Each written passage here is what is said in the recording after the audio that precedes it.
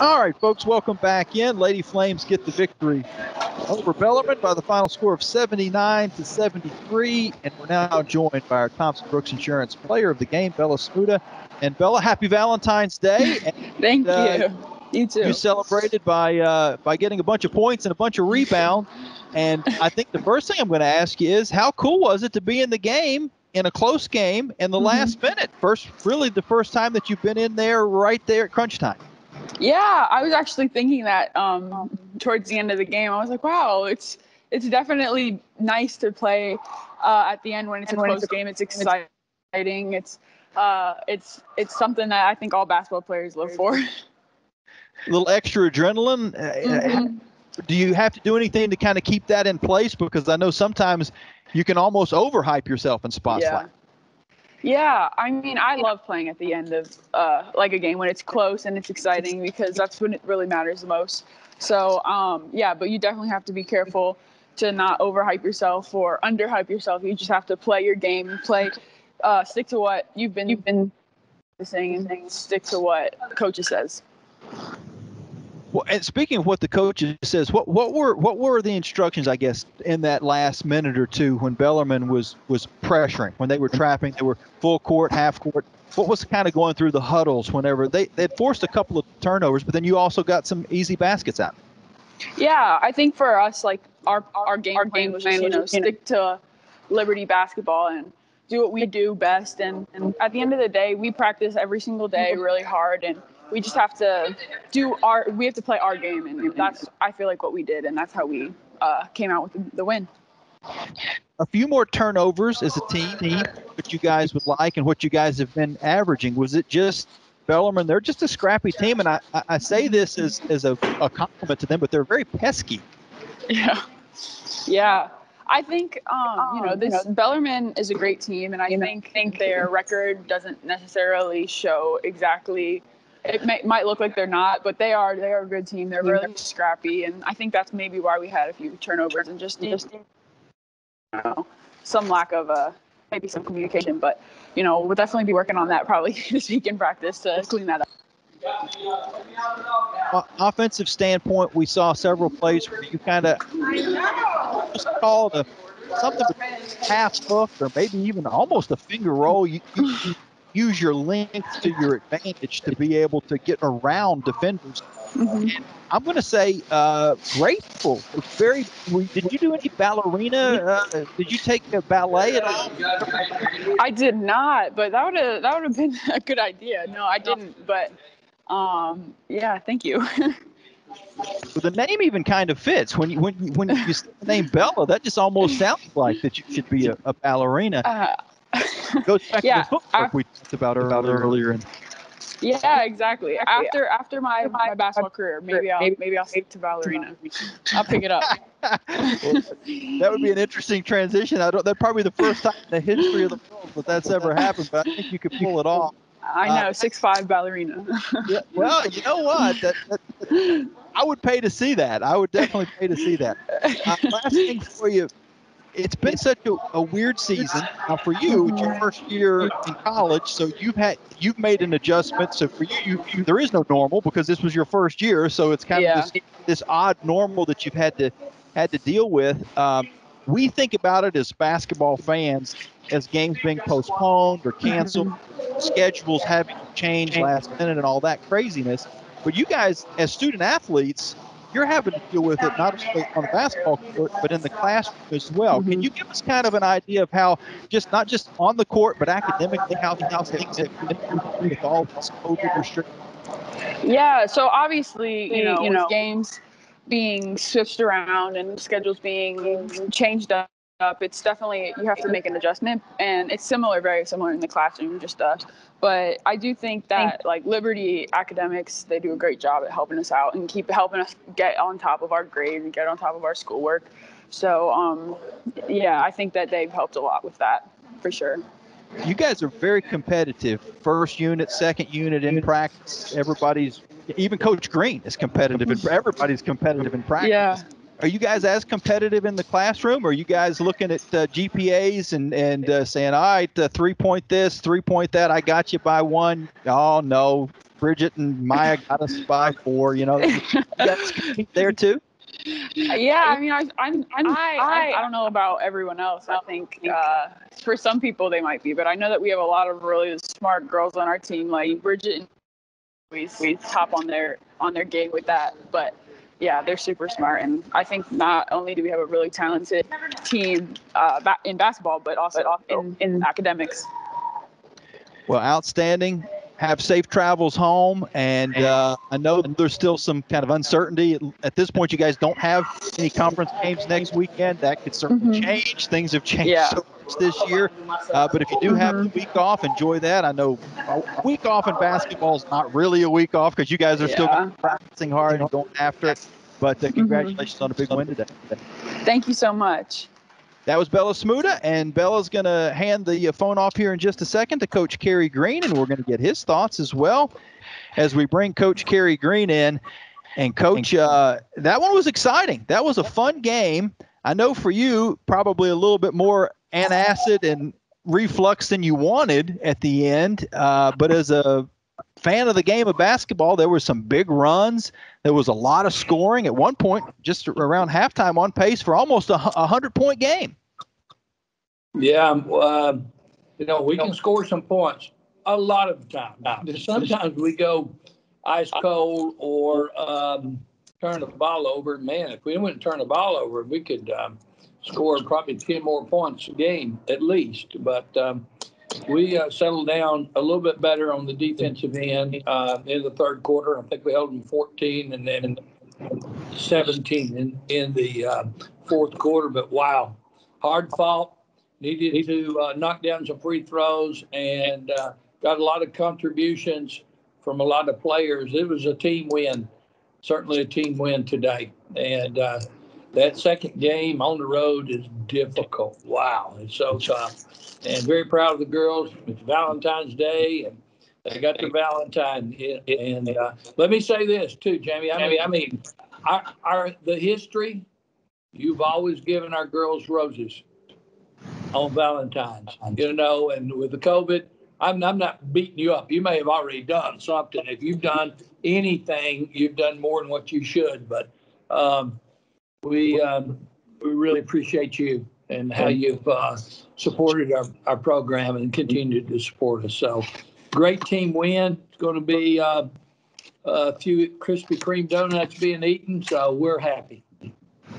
Well, Coach, I have to say that, COVID, that was a casualty of COVID. I wasn't really sure with the protocols what would be good, and I didn't know if it was a good idea to be handing out a bunch of stuff. And with you guys being on the road this weekend, that got changed too, because originally this was going to be a home weekend, which would have maybe made things a little bit easier. But, it's so many traditions have kind of gotten shot down with the chaos that has been the last, 11 months of the pandemic and all the different things that have come out of this.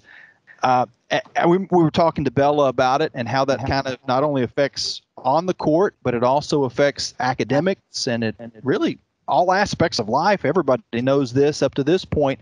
How have you handled it? Because you actually battled through COVID yourself. How did you come out of that? How did, symptom wise, did you have a mild one or did you have a tough one, or how did it go for you? Well, I think when you go into a COVID issue, regardless if it's COVID tracing or if you're actually dealing with it yourself, there's a mental and physical challenge. For me, the physical challenge was minimal, almost zero, okay? Maybe a little headache or whatever. So I cannot complain with symptoms. I kept saying I'm symptom-free.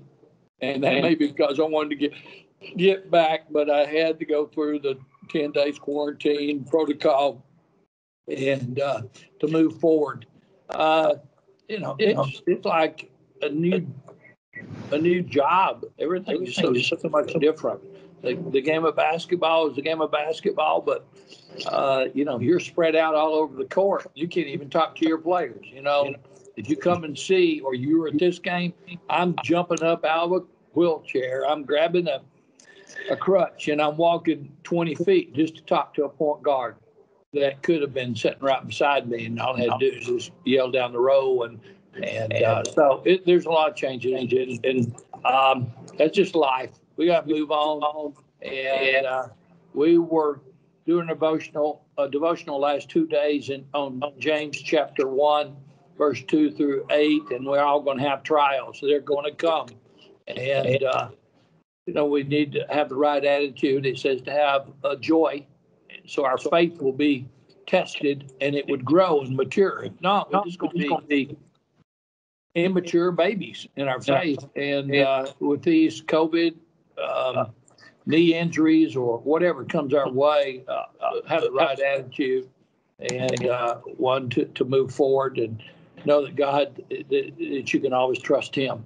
with your faith and moving forward. It's just nothing but challenges. Just everybody's got them. I'm no different than you or anyone else. Well, Bellarmine kind of posed some challenges in this game. Oh, yeah. Threw some pressure at you guys. There were a couple turnovers I know you'd like to have back, but then at the same time, you were able to get some easy baskets out of that pressure. What worked when it worked and what didn't work when it didn't work? Well, they did a good job, I think, coaching. We had seen that in the scout. We were not totally caught off guard, but I think it's like 3%. It was low. It was 3% that they pressed, and they pressed probably much more than that today. And they were trying to speed us up, and we did turn the ball over a few times.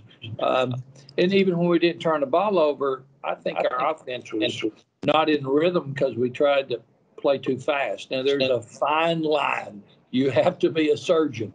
Take advantage of them pressing when you have numbers, and let's go shoot a layup. Let's don't pull up and shoot a three-pointer with no rebounders just because you're open.